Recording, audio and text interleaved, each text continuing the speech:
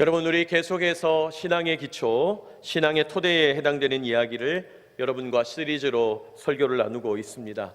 우리 계속해서 여러분과 나누는 말씀의 핵심은 태초에 하나님이 천지를 창조하시니라 였죠. 오늘 창조에 대한 이야기를 앞서서 벌써 3번이나 하게 되었고, 또 오늘 이어서 하나님 앞에서 또 한 번 더 창조에 대한 이야기를 연결해서 하기를 원합니다. 여러분이 창조에 대한 이야기가 우리 신앙의 뿌리에 해당된다는 거죠. 근원이 된다는 것입니다. 우리가 이 의미를 잘 기억하고 있어야 되겠습니다. 자, 우리 지난 3번의 시간을 통해서 창조는 하나님의 질서다고 배웠어요. 하나님께서 창조라고 하는 것은 하나님의 질서를 우리 삶에 부여하시는 거다. 그러므로 창조는 수천 년 전에 일어난 일회적 사건일 뿐만 아니라 하나님의 질서가 날마다 우리 삶에 선포될 때 우리 삶의 창조의 능력이 나타나게 될 거다. 우리 그런 내용들을 함께 살펴보았습니다.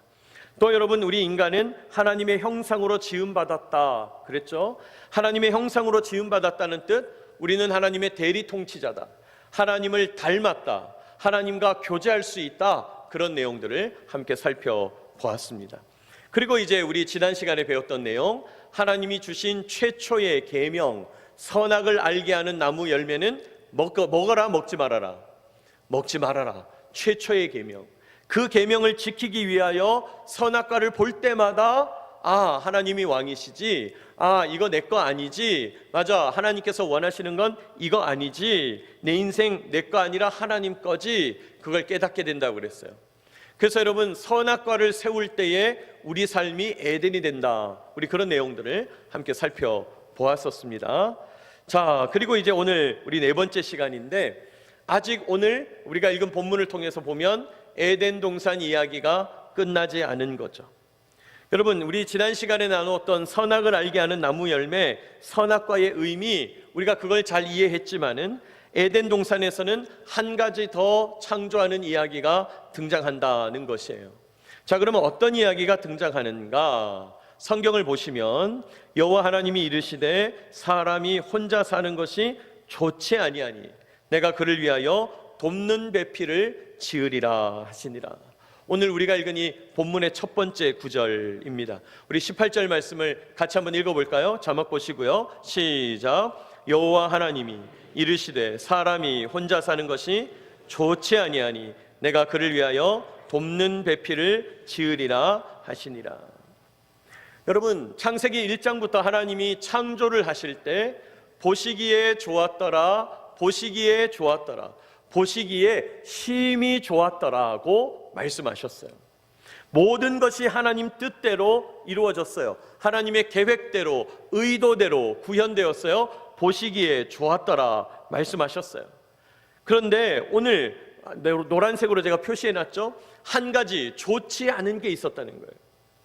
여러분, 좋지 않다는 표현이 성경에서 제일 처음 등장하는 게 바로 이 부분이죠. 하나님 보시기에 좋지 않은 부분이 있었다. 그게 뭐냐? 에덴 동산에 아담이 혼자 있는 거예요.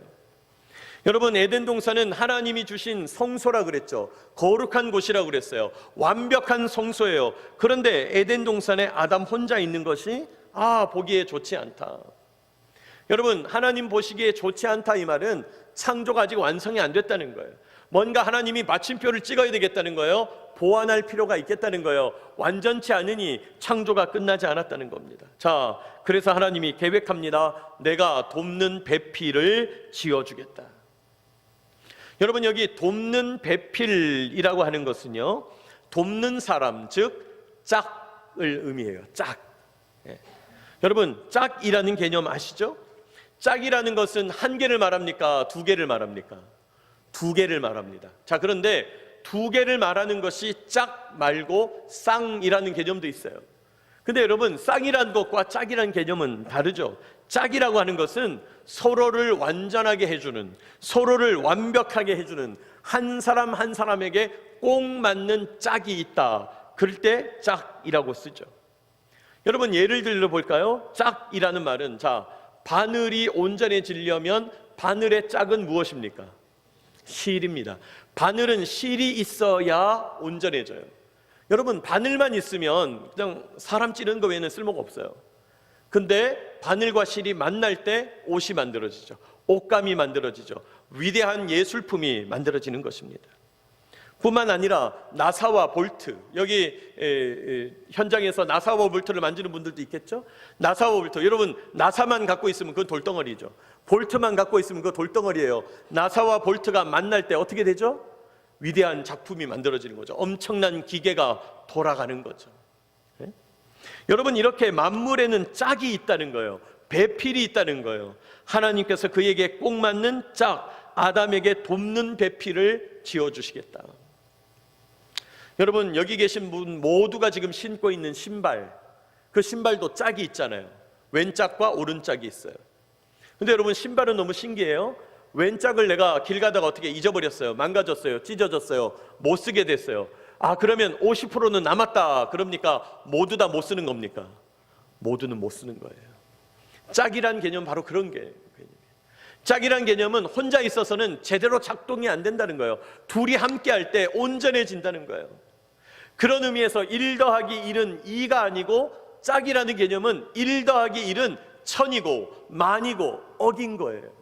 오늘 성경은 그것을 말씀하는 거죠. 자, 그래서 하나님께서 배필을 지어 주어야 되겠다 하시고 어떤 일을 하십니다. 자, 화면 볼까요? 하나님이 좋지 않다, 아담이 혼자 있는 건 안 좋다, 돕는 배필을 지어야 되겠다 하고 나서 하신 일을 아담을 깊게 잠들게 하시고 잠들매 그 갈빗대 하나를 취하여서 살로 대신 채웠다는 이야기예요. 여러분, 우리가 성경을 다 창세기 정도는 읽어보셨을 테니까 이 이야기를 알고 있어요. 그리고 이렇게 흘러가는 것이 지금 내용의 연결상 아주 부드럽게 연결이 되는 거예요. 자, 그런데 문제는 뭐냐? 이 내용의 연결 흐름의 구절이 21절이라는 거예요. 제가 지금 깜빡깜빡하고 있죠? 21절이라는 거예요. 무슨 의미입니까? 18절 말씀, 돕는 배필을 지었겠다. 21절 말씀, 아담을 잠들게 했다는 말씀 사이에 19절과 20절 9절 말씀이 들어가 있다는 거예요.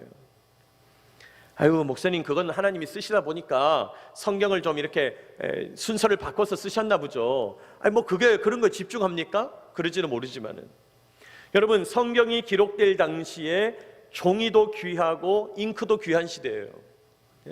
요즘처럼 종이와 잉크, 볼펜이 흔한 시대가 아니죠. 성경을 옮겨 적는 것은 심혈을 기울여서 한 글자 한 글자 기도하는 마음으로 다 옮겨 적었다는 거예요. 그러니까 19절 20절 말씀이 의미 없는데 들어갔을 리가 없는 거예요. 다 의미가 있겠다는 거죠. 자, 그렇다면 19절과 20절, 아담의 짝을 지은, 아담의 배필을 지어가시는 그 이야기 가운데 뭔가 숨어있는 사건, 다른 이야기가 존재한다는 거예요. 자, 그러면 19절과 20절에 무슨 내용이 있냐? 자, 18절 돕는 배필을 지으리라 해놓고 19절입니다. 우리 같이 한번 읽어볼까요? 19절 시작. 여호와 하나님이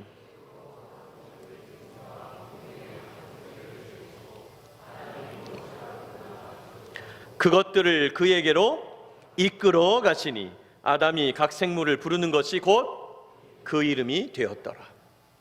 제가 일부러 강조하려고 노란색 줄 쳐놨어요. 이끌어 가시니, 이런 표현을 써요. 여러분, 이끌어 가셨다라는 말이 뭡니까? 아담에게 하나님께서 각종 짐승, 각종 새, 각종 동물들을 만드셔서 선을 보이셨다는 거예요. 아담은 가만히 있고 아담 앞으로 그 동물들이 지나가게 하셨다는 거예요. 보여주셨다는 거예요.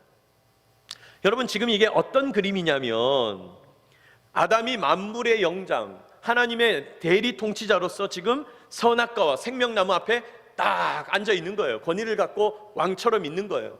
자, 그리고 하나님께서 만드신 수많은 동물들이 열을 지어서 쫙 그 앞을 지나가는 거예요. 여러분, 상상력을 발휘해 보시면 아마도 동물들이 그 앞을 지나가면서 만물의 영장, 하나님의 대리 통치자 아담에게 예를 표하지 않았을까? 저는 그런 생각도 해봐요.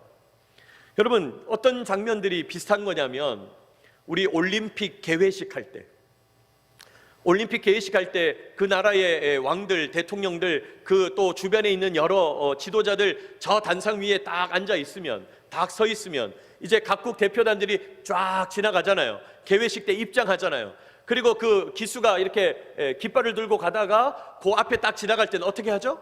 살짝 내려요. 이렇게 살짝 내리는 건 뭘 의미합니까? 아, 당신에게 예를 표한다, 당신이 왕이다, 당신이 권력자다 인정하는 거죠. 그렇게 쫙 지나가는 거죠. 그렇게 하나님 앞에서 이끌어 가셨다는 거예요.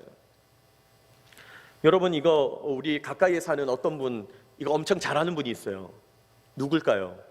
김정은 씨라고, 뭐 만수산 뭐 무슨 궁전 막 이렇게 해가지고 막 제일 위에 이렇게 쫙 서 있는 거예요. 그러면서 막 이렇게 퉁퉁한 사람이 이렇게 하고 있는 거죠. 이렇게. 그럼 어떡하죠? 밑에서 막 열병식 하는 거죠. 쫙 지나가는 거예요. 10만 명이 꽃 들고 막 소리 지르고 있어요. 여러분, 제가 15,000명하고 예배를 드려봤거든요. 사람이요, 가만히 있어도 감동이 와요. 15,000명이 함께 찬송하면 그냥 없던 감동이 막 만들어져요. 그러면 10만 명이 소리 지르면 어떻게 되겠어요? 막 흥분의 도가니인 거죠. 그러면서 쫙 지나가는데 힘 자랑하는 거예요. 무기 쫙 자랑하는 거예요. 이번에 새로 우리가 이런 무기도 있다, 이런 미사일도 있다. 여러분, 꼭 그런 열병식 하는 것처럼 아담이 왕권을 가지고 딱 있는데 수많은 짐승들이 지나가는 거예요. 하나님께서 이끌어 가시는 거예요. 선을 보여주시는 거죠. 자, 그렇게 선을 보여주었는데 아담이 어떻게 했냐? 왕권을 행사하는 거예요. 아담이 각 생물을 딱 보고 이름을 붙인다는 거예요. 이름을 딱딱 붙여주는 거예요. 자, 19절 제가 다시 볼까요? 아담이 무엇이나 부르나 보시려고. 아담이 그 지나가는 짐승들에게 이름을 붙여주는 거예요.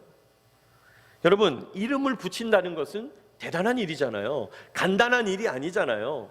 천문학자들 하늘의 별을 막 연구할 때 이전에 발견하지 못했던 어떤 행성을, 해성을 발견했다. 그러면 그 사람 이름도 따고 나라의 식별번호도 넣고, 여러분, 이름 지을 때 얼마나 어렵습니까?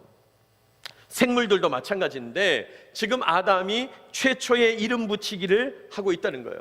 여러분, 이름을 붙인다는 것은 내가 왕이라는 거예요. 너는 대상이라는 거예요.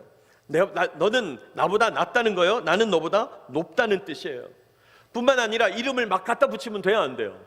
안 되죠. 그 특징을 잘 연구하고 그 의미를 잘 따져본 다음에 이름을 붙여야 된다는 거예요.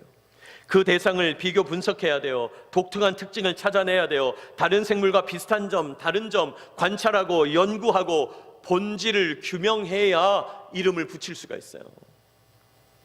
여러분, 하나님께서 우리 인간에게 하나님의 형상, 대리 통치자, 하나님의 왕권을 주셔가지고 이 온 세상 만물을 다 연구하게 하셨잖아요. 그 원리를 통해서 문명의 놀라운 기술들을 발견하게 했잖아요. 네? 여러분, 오늘도 우리가 지금 별 불편 없이 예배를 드릴 수 있는 것은 우리 예배당 곳곳에서 지금 에어컨에서 시원한 바람이 나오기 때문이죠. 여러분, 에어컨을 두고 감사기도 드려보셨나요? 오늘 집에 돌아가시면 여러분 집에 에어컨을 붙잡고 꼭 기도하시기 바랍니다. 하나님, 이거 고장 안 나고 작동돼서 너무 감사합니다. 어쩌려고 그래요? 어쩌려고 그래요? 에어컨 작동 안 되면 이 더위에. 근데 여러분, 그 에어컨 너무 신기하잖아요. 어떻게 기계에서 시원한 바람이 나오냐니까. 어떻게 습기를 제거해 주냐니까요. 옛날에 우리 선배들, 우리 조상들은 에어컨 없이 어떻게 살았을까요?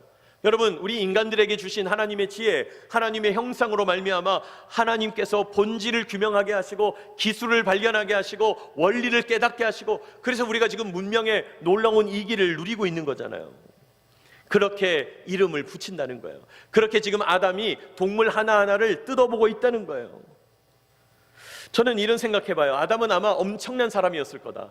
뛰어난 사람이었을 거다. IQ가 우리의 수백 배, 수십 배였을 거다. 왜요? 여러분, 이름을 붙이다 보면 헷갈리지 않았을까요? 동물이 10개도 아니고 100개도 아니고 수만 종이었을 텐데 헷갈리지 않았을까요? 아담이 이름을 붙입니다. 너는 원숭이라고 하자. 그러면 앞에 원숭이라고 이름 붙였는데 잊어먹고 또 뒤에 원숭이라고 부르면 돼요, 안 돼요? 안 되잖아요. 그걸 딱 기억하고 있어야 되잖아요. 그런데다가 앞에 나갔던 원숭이하고 넌 좀 다르게 생겼네. 팔이 기네. 긴팔 원숭이. 너는 앞에 있는 원숭이하고 좀 비슷한데 코가 이상하네. 개코 원숭이. 여러분, 이렇게 이름을 붙인다는 거 아니에요. 대단한 기억력이어야 되죠. 대단한 실력이어야 돼요.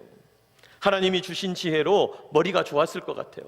그 아담이 그렇게 왕권을 행사하고 있더라는 거죠. 자, 그렇게 아담이 왕권을 행사하고 보니까 20절 같이 읽어볼까요? 시작. 아담이 모든 가축과 공중의 새와 들의 모든 짐승에게 이름을 주니라. 끝에 아담이 돕는 배필이 없으므로, 이렇게 얘기해요.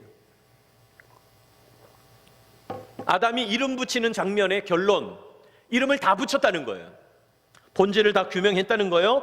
결론이 뭡니까? 노란색, 배필이 없구나예요. 자, 그러면 지금까지 아담이 이름 붙인 그 내용 장면들은 뭐 찾기였다는 거예요? 배필 찾기였던 거예요. 지금 아담이 동물들을 하나하나 연구하고 이름을 붙이고 그 동물들의 여러 가지 상황들을 면밀하게 분석하고 공부했던 이유는, 이름을 붙이는 이유는 배필을 찾고 있었던 거예요. 자, 아담의 돕는 배필을 찾고 찾았더니 있었다 없었다? 없었다는 거예요. 짝이 없는 거예요. 본질을 규명하고 이름을 붙이면서 자기 짝이 있는지 배필이 있는지 찾고 찾았는데 배필이 없어요. 그랬더니 하나님께서 어떻게 하세요? 21절, 여호와 하나님이 아담을 깊이 잠들게 하시니.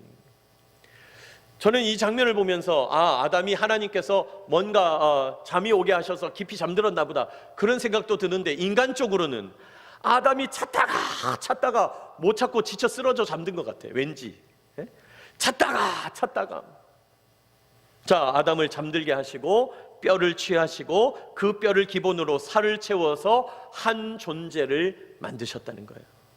그게 바로 여자라는 거죠. 여러분, 여자를 만드실 때 하나님이 갈빗대를 취하셨다 그러는 거예요. 그랬더니 또 옛날 사람들이 이렇게 위에서부터 또 갈빗뼈를 만져보는 거예요. 이렇게 하나 둘 이렇게 계속 만져보네. 만져보니까 진짜 한쪽이 없는 것 같아. 성경이 맞았다.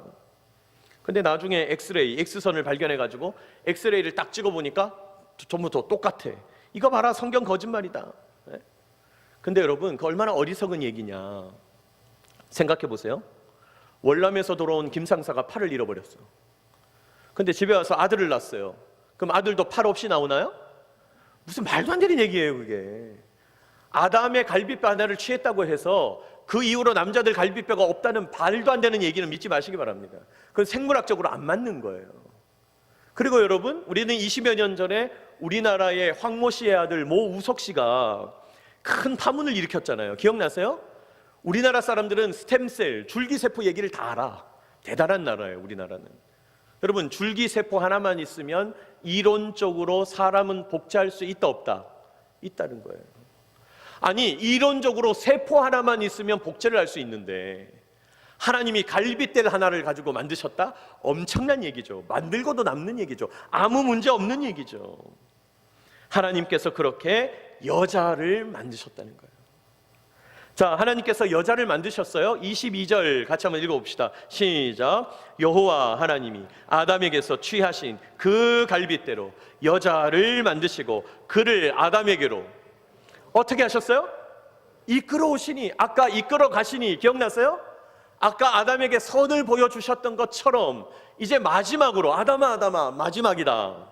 내가 아껴두었던 카드를 보여줄게. 여인을 만드셔서, 여자를 만드셔서 아담에게 선을 보이셨다는 거예요. 이끌어 오셨다는 거예요. 돕는 배필을 찾는 작업에 마침표를 찍고 있는 거예요. 자, 아담이 찾았어요. 우와, 이제야 찾았구나. 그러면서 하는 말이 23절, 아담이 이르되 이는 내 뼈 중에 뼈요 살 중에 살이라. 이것을 남자에게서 취하였은즉 여자라 부르리라. 아담이 너무 감동한 거예요. 이걸 모르니까 우린 자꾸 성경을 어떻게 읽어요? 아담이 이르되 이는 뼈 중에 뼈요 살 중에 살이라. 자꾸 이렇게 읽는단 말이에요. 지금 여러분, 이 광경은 그 정도 광경이 아닌 거예요. 지금 아담이 그토록 찾아 헤맸던 자기 살, 그토록 찾아 헤맸던 자기 뼈, 돕는 배필을 찾아낸 탄성을 지르고 있는 거예요. 그래서 세번역 성경을 찾아보니까 이렇게 되어 있어요. 세번역. 그때에 그 남자가 말하였다. 이제야 나타났구나, 이 사람. 뼈도 나의 뼈, 살도 나의 살. 남자에게서 나왔으니 여자라고 불러야 되겠다. 나에게서 나왔으니 내가 살아가는 바로 그 사람이다. 이제야 나타났구나. 여러분, 아담이 얼마나 찾고 헤매어서 이제야 찾았다는 거예요. 너무너무 소중한 존재라는 거예요. 보니까 나하고 비슷하게 생겼는데 나보다 더 낫다는 거예요. 나하고 비슷하게 생겼는데 뭔가 나하고 다르더라는 거예요. 짝을 찾아낸 거예요. 이제야 나타났구나. 나의 살, 나의 뼈. 무슨 말입니까? 나의 살, 나의 뼈. 나한테서 나왔다. 이 말은 무슨 말이에요? 요즘 말로 바꾸면 당신은 바로 나군요. 예? 옛날에 드라마 대사처럼 이 안에 너 있다, 내 안에 너 있다, 바로 너다 이 말이에요. 바로 나다 이 말이에요. 와, 내가 당신을 보니까 바로 나군요. 예? 여러분, 우리가 어떤 대상을 사랑하는 이유는 나 자신이기 때문이에요. 왜요? 본능적으로 우리는 나 자신을 사랑하게 돼 있어요. 여러분, 왜 우리가 우리 자녀들을 사랑하죠? 나를 닮았기 때문이에요. 우리가 왜 우리 손자, 손녀들을 사랑하죠? 나를 닮았기 때문이에요. 그러니까 피는 못 속이는 거예요. 너무 좋아서 죽는 거예요. 왜요? 나니까. 너는 나니까. 아담이 지금 하와를 향해서 너는 나다라고 선포하고 있는 거예요. 바로 당신은 나로군요. 네? 아담이 자기 짝을 찾은 것이죠. 여러분, 이렇게 남자와 여자는요, 어떤 존재입니까? 같은 존재 근원을 가지고 있는 너는 바로 나다, 나는 바로 너다라는 존재라는 거예요. 남자와 여자는 다투는 존재일 수가 없다는 거예요. 당신은 바로 나 자신입니다. 그게 바로 남자와 여자라는 거예요. 그러므로 하나님이 이렇게 남자와 여자를 지으시고 서로를 바라보게 하셨다는 사실을 여러분 믿으시기 바랍니다. 요즘 젊은이들 사이에 젠더 갈등이 어떻다고요? 남자는 여자가 이 모양이어서 싫고 여자는 남자들이 이 모양이어서 싫고 서로 막 비하하는 발언을 하고 말이죠. 여러분 기억하시기 바랍니다. 그건 전부 사탄의 장난질이에요. 남자와 여자를 멀어지게 만드는 그 모든 악한 이야기들은 전부 사탄의 장난질이에요. 여러분, 남자와 여자는 그런 존재가 아니에요. 같은 존재 근원에서 나온 바로 나다, 너다 하는 존재라는 거예요. 하나님이 그 남자와 여자를 지으셔서 가정을 세우셨어요. 여러분, 하나님이 세우신 가정은 그 정도의 의미가 있는 거예요.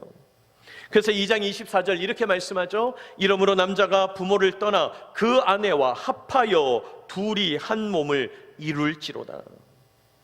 여러분, 가정은 어떤 것입니까? 당신은 바로 나군요. 당신은 바로 나군요. 여자와 남자가 서로를 향해서 사랑을 고백하는 거예요. 당신은 바로 나구나. 그러면 하나님 명령합니다. 그렇게 둘도 아닌 너희 둘이 한 몸을 이루어라 명령하시는 거예요. 한 몸을 이루어라. 사랑하는 여러분, 여기 결혼하신 분도 있고 결혼 안 하신 분들도 있어요. 가정의 비전을 이루어야 해요. 하나님께서 남자와 여자, 남편과 아내를 통하여 한 몸을 이루어라 가정의 비전을 허락해 주셨어요.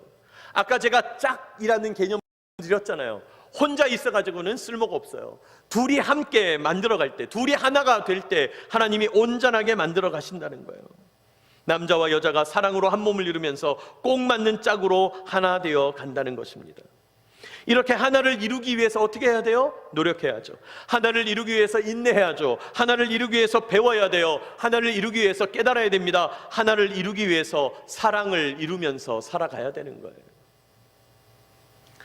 자, 그렇다면 남자와 여자가 한 몸을 이룬다는 말의 의미가 뭐냐? 여기 여러분 성경을 보시면 그의 아내와 합하여 이렇게 돼 있죠? 이 합하여라는 개념에서 연합이라는 개념이 나왔어요. 한번 따라합시다. 연합. 여러분, 성경에서만 사용하는 개념이 연합이에요. 남자와 여자가 한 몸을 이루는 것은 연합이라는 거예요. 자, 연합을 이룬다는 것은 어떤 의미인가? 화면을 보시면, 자, 남자와 여자가 이제 남편과 아내가 되어서 결혼하게 된다, 한 몸을 이룬다, 가정을 이룬다고 할 때 가장 기본적인 것은 육체적으로 만나는 것을 말하겠죠. 이건 가장 기본적인 얘기예요. 그런데 이것에서 정말 중요한 것은 가정 안에서만 육체적 관계가 아름다워질 수 있어요. 여러분, 성적인 관계는 매우 불안하고 매우 민감하고 예민한 관계이기 때문에 가정이라고 하는 울타리 속에서만 사용될 때 아름답게 작동될 수 있어요. 가정 바깥에서 사용하면 추해집니다, 민망해집니다, 어려워집니다, 부끄러워집니다, 문제가 생기는 거예요. 여러분, 요즘 우리를 둘러싸고 있는 이 수많은 성적인 이야기들, 담론들, 여러분, 세상은 자꾸 우리에게 뭐라고 유혹합니까? 가정 밖에서 성을 사용하라는 거예요. 그래도 괜찮다고 유혹합니다. 아닙니다. 그렇게 사용하면 추해집니다, 문제가 생깁니다, 민망해집니다, 어려운 일이 생기는 거예요. 그래서는 안 된다는 거예요. 결혼하면 왜 좋냐? 남자와 여자가 벌거벗고 한 침대에서 뒹군다. 단순히 그런 차원이 아니에요. 하나님 안에서 육체적으로 만나는 거죠. 만나는 거죠. 자, 이런 육체적인 만남만 있으면 되냐? 그렇지 않죠? 혼의 만남이 있어야죠. 정서적인 교류, 내면적인 교제가 일어나야 합니다. 마음과 내면 세계에서 자꾸 말을 나누어야 되죠. 마음을 나누어야 돼요. 여러분, 정서와 마음, 생각과 내면 세계의 결합이 없으면 완전한 결합은 불가능해요. 아무리 몸의 대화를 나눈다 할지라도 정서적인 결합이 없으면 그릇되고 잘못된 쾌락만 찾는 거예요. 여러분, 육체적인 관계가 성립한다 그러면 그냥 밖에 나가서 돈을 주고 성을 사면 되죠. 그러나 가정의 가치는 그 정도가 아니죠. 가정의 가치는 내면 세계가 한 마음이 된다는 거예요. 자, 그런데 문제는 뭐냐? 우리는 성격의 차이가 있으니까 내면 세계에서 늘 갈등을 일으키죠. 여러분, 어떤 부부가 결혼하고 나서 우리 부부는 지금까지 살면서 한 번도 싸운 적이 없다면서. 그런 말도 안 되는 거짓말은 믿지 마시기 바랍니다. 그건 가정이 틀린 거예요. 뭐가 문제가 있는 거예요. 그건 사랑 안 하는 거예요. 여러분, 갈등이 일어나기 마련이에요. 자, 그러면 갈등은 어떻게 해결해야 될까요? 갈등은 또 어떻게 해야 해결이 될까요? 하나님은 여기에 한 가지를 더 교제하게 하시는데 영적인 교제가 있다는 거예요. 영적인 교제. 여러분, 영적인 교제가 뭡니까? 몸으로만 만날 것이 아니라 정서적으로만 교제할 것이 아니라 사실은 한 하나님 안에서 영적으로 묶여야 된다는 거예요. 같은 하나님을 믿고 의지하며 섬겨야 된다는 거예요. 이런 영적인 결합이 일어날 때에만 한 몸이 될 수 있다는 거예요. 여러분, 영적인 결합이라는 것은 하나님과의 교제를 의미해요. 남편도 하나님을 만나고 아내도 하나님을 만나서 멀리 떨어져 있던 두 사람이 나도 점점 하나님과 가까워지고 남편도 아내도 점점 하나님과 가까워지면서 둘 사이의 거리가 좁혀지는 것을 말해요. 이게 영적인 결합이에요. 여러분, 남편도 하나님과 가까워져야 결혼에 성공합니다. 아내도 하나님과 가까워져야 결혼에 성공해요. 그렇게 두 사람이 하나님 안에서 한 몸을 이루어가고 하나 되어가고 점점 가까워지는 것, 하나님 안에서의 하나됨, 연합, 영적인 교제예요. 여러분, 제가 아는 어떤 분 젊은 시절에 몸을 다치셔서 하반신 마비가 되셨어요. 그분 목사님이신데 아무것도 못하셔요. 그러니까 부부가 육체로 만나는 거 당연히 안 되는 거죠. 그런데도요, 제가 옆에서 바라볼 때 얼마나 사랑하는지 몰라요. 얼마나 아름다운 가정을 이루는지 몰라요. 왜요? 육체적인 관계만 있는 것이 아니기 때문이에요. 정서적인 관계가 있고 영적인 교제가 있기 때문에 하나님께서 이 세 겹줄로 우리 가정을 묶어 놓으셨다는 거예요. 자, 그런데 여러분, 이 영과 혼과 육체로 만나는 것이 개별적인 것이 아니라 다 연결되어 있는 것이죠. 영적으로 만날 때 몸이 열리고 몸과 몸으로 만날 때 정서적인 교제가 더 아름다워지고 이 영과 혼과 육으로 만나는 모든 일들이 아름다운 결합을 통하여 한 몸을 이루게 된다는 거예요. 여러분, 이렇기 때문에 교회에서 신앙 안에서 결혼하라고 그러는 거예요. 이렇기 때문에 교회에서 믿음 안에서 결혼하라고 얘기하는 거예요. 또 이런 얘기 했더니 어머나 큰일 났다, 나는 결혼 잘못했나 봐. 여러분, 이러시면 안 됩니다. 지금 여러분이 하신 결혼은 하나님께서 또 그때부터 시작하실 겁니다. 다만 여러분에게 권면은 여러분의 자녀들은 믿음 안에서 결혼하게 해야 돼요. 믿음 안에서 결혼을 이루도록 기도해야 합니다. 여러분, 저는 우리 애가 초등학교 되기 전부터 기도하고 있어요. 하나님, 예수 믿는 남자 우리 큰애 만나야 됩니다. 예수 믿는 남자를 우리 작은애 만나게 해주십시오. 왜요? 이 원리를 깨닫게 되니까 기도 안 할 수가 없는 거예요. 여러분, 이렇게 하나님 안에서 하나 될 때에야 하나님이 정하신 가정의 법칙을 세워갈 수 있다는 것입니다. 여러분, 결혼하지 않은 분들은 이 온전한 연합을 꿈꾸게 되시기를 축복합니다. 여러분, 배필 찾는 일이 위대한 일이에요. 만물의 본질을 규명하는 일이에요. 더 쉽게 얘기할까요? 박사학위 딸 정도로 노력해야 돼요. 여러분, 박사학위 따는 것만큼이나 중요한 게 배필 찾는 일이에요. 때 되면 만나게 하시겠지. 아니, 아담을 보라니까요. 하나님이 계속 선을 보여주시잖아요. 만물을 규명해야 돼요. 본질을 찾아야 돼요. 그러면서 거기에서 이름을 붙이면서 내 짝이 맞는가를 따져봐야 해요. 기도하면서 하나님이 주시는 나에게 맞는 짝을 찾게 되시기를 축복합니다. 그리고 이미 결혼하신 분들은 이 온전한 결합을 위하여 기도하시기 바랍니다. 아내가, 남편이 아직 신앙생활 하지 않고 있다면요, 전도하기 위하여 기도해야 합니다. 하나님, 우리 가정에도 영적인 결합을 허락하여 주시옵소서. 두 분의 관계를 더 발전시키고 싶다면 하나님 안에서 영적인 결합을 향해서 나가야 합니다. 하나님이 기뻐하시는 에덴 같은 가정을 이루어 주옵소서. 여러분, 그렇게 기도하시게 되는 저와 여러분 되시기를 축복합니다. 하나님께서 태초에 천지를 창조하실 때 이렇게 놀라운 가정의 원리를 세워주셨다는 거예요. 여러분, 우리가 흔히 교회에서 교회를 소개할 때 대구 기지교회는 몇 가정입니까? 이렇게 물어요. 어느 기지교회는 몇 가정입니까? 가정의 숫자도 중요하지만은 교회를 이루고 있는 가장 기본 단위가 가정이라는 거예요. 여러분, 교회는 가정을 떠나서는 해결이 안 됩니다. 가정이 교회의 가장 중요한 단위예요. 여러분, 우리 가정을 아름답게 세워가는 일, 그 일에 집중해야 됩니다. 그 일에 관심이 있어야 됩니다. 남편 되신 여러분, 여러분이 믿음의 가장으로 세워져야 돼요. 신앙은 남편의 신앙 이상 가기가 어려워요. 아내 되신 여러분, 남편의 권위를 세우면서 남편과 아름다운 영적인 결합을 이루어 가도록 노력하고 애써야 합니다. 집안의 모든 문제는 아내의 문제예요.